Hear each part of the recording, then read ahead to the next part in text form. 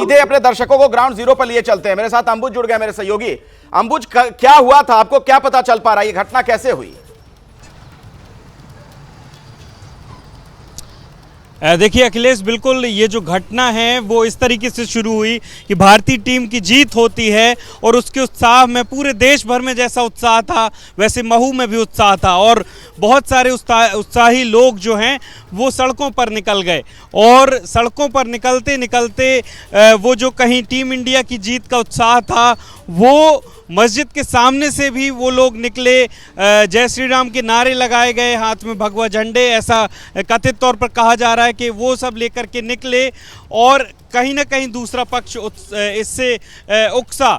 हालांकि इसके दो पक्ष हैं। ये कहा जा रहा है कि ये जो पूरी हिंसा की शुरुआत हुई वो एक पक्ष ये आरोप लगा रहा है कि कहीं ना कहीं जब मस्जिद के सामने से ये जुलूस निकल रहा था उस वक्त पत्थरबाजी हुई है, लेकिन दूसरा पक्ष जो है वो ये कह रहा है कि उसी जुलूस में शामिल कुछ लोगों ने मस्जिद के अंदर सुतली बम फेंक दिया।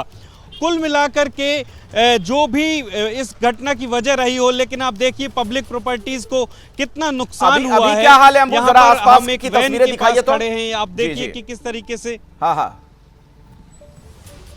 जी, मैं दिखाना चाहता हूं कि अभी ये वही चौक है, ये जो मोती महल इलाका है, यहीं से ये इस घटना की शुरुआत हुई थी। फिलहाल हालात सामान्य हैं। आप देख सकते हैं कि यहाँ पर रहने वाले जो लोग हैं वो अपने अपने घरों पर हैं। दूसरी तरफ अगर मैं दिखाऊं कि यहाँ पर पुलिस के लोग भी तैनात हैं और ये सामान्य रूप से यहाँ पर अभी यातायात भी चल रहा है। तो इस तरीके की अशांति या तनाव की स्थिति नहीं है, लेकिन जिस तरीके की स्थिति कल रात को बनी इसका अंदाज़ा आप इन सब तस्वीरों से लगा सकते हैं। देखिए किस तरीके से ये यहाँ पर एक ट्रक खड़ा हुआ है, इसके सारे कांच जो है टूटे हुए हैं। पथराव की ये कहानी अपने आप में ये ट्रक बताता है। इसके पीछे ये देखिए आप, ये जो कार है, ये कार में किस तरीके से पथराव हुआ है। पत्थर देखिए, पत्थर भी साफ तौर पर देखे जा सकते हैं अंदर ही। और ये देखिए किस तरीके से इस पूरी कार को तोड़ दिया गया। बड़े बड़े आप देखिए इतने बड़े बड़े पत्थरों का ये इस्तेमाल यहाँ पे पथराव के लिए किया गया।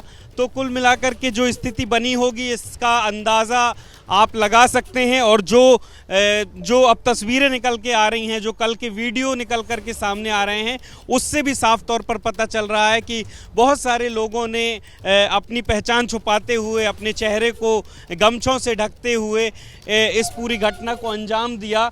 तो कुल मिलाकर के ये पत्थरबाजी हुई, दोनों तरफ से आरोप प्रत्यारोप लगाए जा रहे हैं।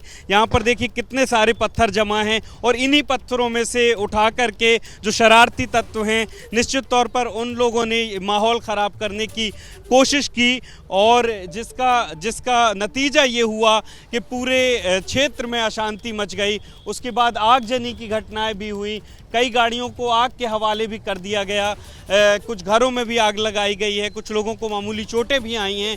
तो कुल मिलाकर के ये स्थिति तनावपूर्ण हो गई। दोनों तरफ, दोनों पक्ष जो हैं वो एक दूसरे पर आरोप प्रत्यारोप भी लगा रहे हैं।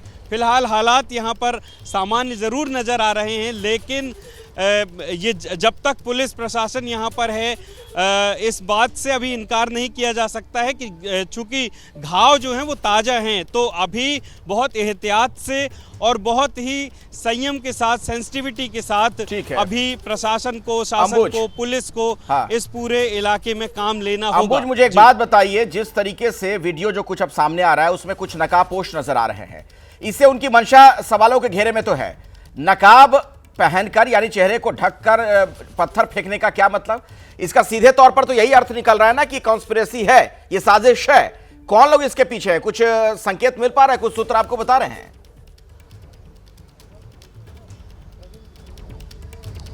जी देखिए, अभी तक कौन लोग इसके पीछे है ठीक ये नहीं पता चल पाया है, लेकिन जो सीसीटीवी फुटेजेस के आधार पर पुलिस शिनाख्त कर रही है लोगों की, 13 लोगों को हिरासत में लिया गया है और लोगों की पहचान की जा रही है, लोगों से बातचीत की जा रही है।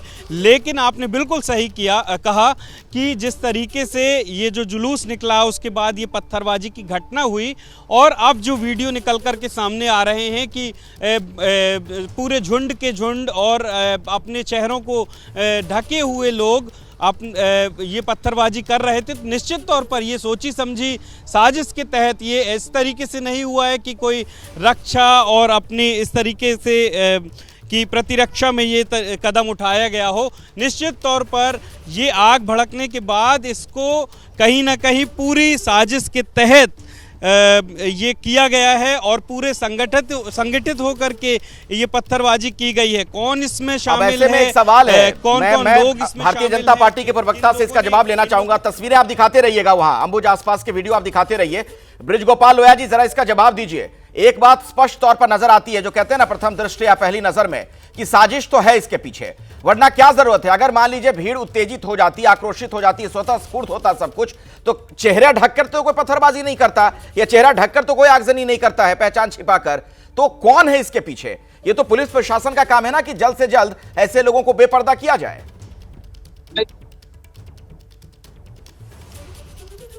निश्चित पुलिस बहुत जल्दी इन्हें बेपर्दा करेगी, एक बात, क्योंकि आजकल वीडियो फुटेज सब कुछ दर्शा रही। दूसरी बात, इसमें 3 बातें दिखाई दे रही हैं कि रात में 12 बजे इतनी संख्या में लोग मस्जिद में कर क्या रहे थे, मस्जिद में पत्थरों का क्या काम था जो वहां पर पहले से मौजूद थे, और इस तरह नकाब पहनकर आना, यानी नकाब लोग पहले से वहां रखे थे।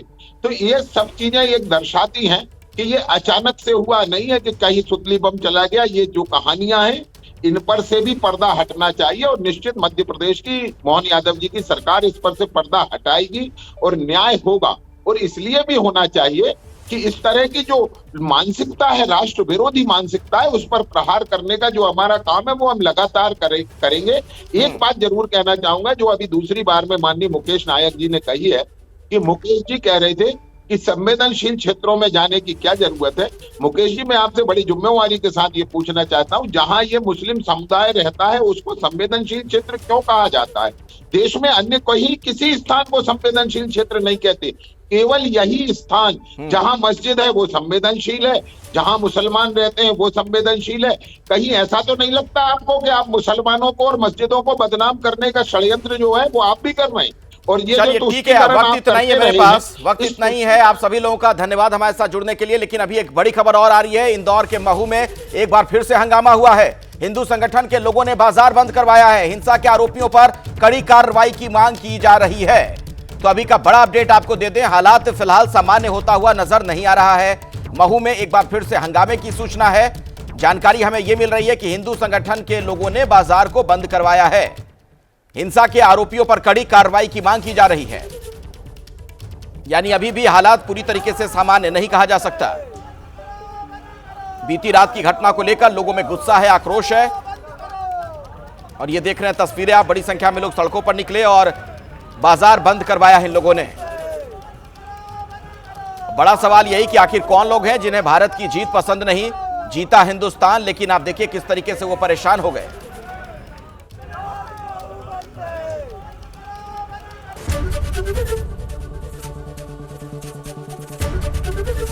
एबीपी गंगा, खबर आपकी, जुबान आपकी।